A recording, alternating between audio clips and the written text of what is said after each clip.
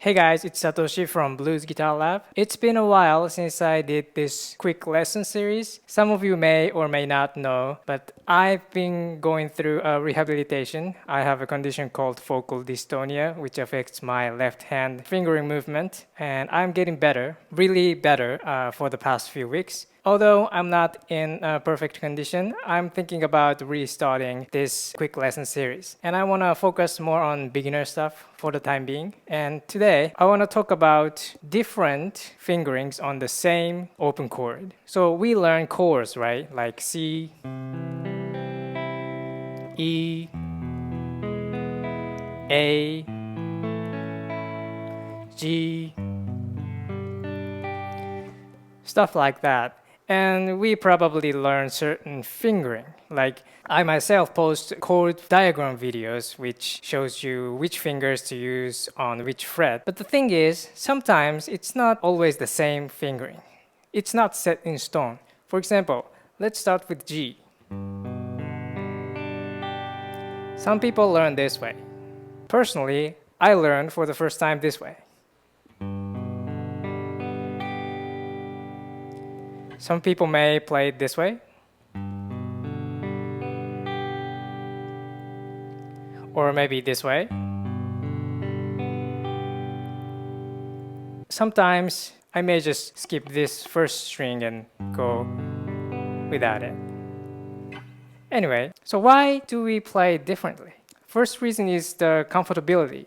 It's best that you play with whatever chord that feels comfortable to you.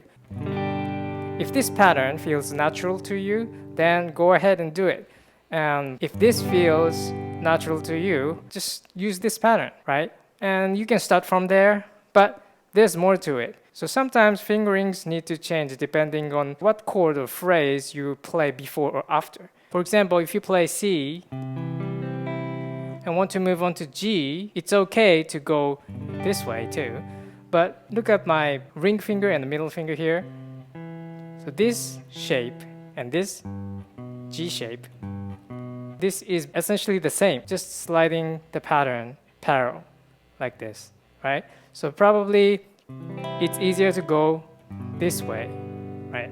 So sometimes, so this pinky might be uncomfortable for some people, but like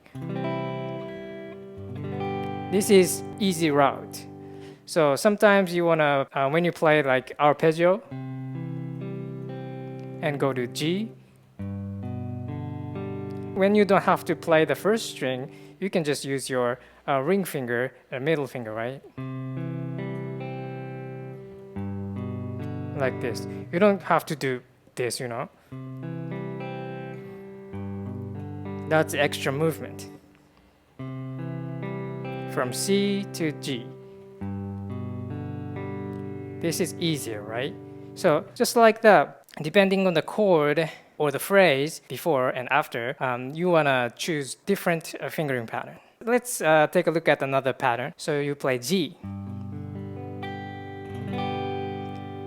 you're going to play G7, which is this pattern. So basically it's the same. It's this pattern with the ring finger and the middle finger, open string, and the first fret on the first string. G7. So it sounds like probably go to C, right? Something like this. So when you play like this, you don't want to go from this to this. You know what I mean? It's hard. So if you know that you're gonna go from G to G7, then you probably want to start with this pattern, with your pinky on the first string. Right? So you don't want to be fixated on this, the same shape that you probably learned for the first time. Just because it's G doesn't mean this shape. You can choose differently. Right? Or like, let's say you're used to playing G like this, like me, but say you play C at ninth, which is this beautiful chord. and go to G, probably you want to go this, right? Because it's easy.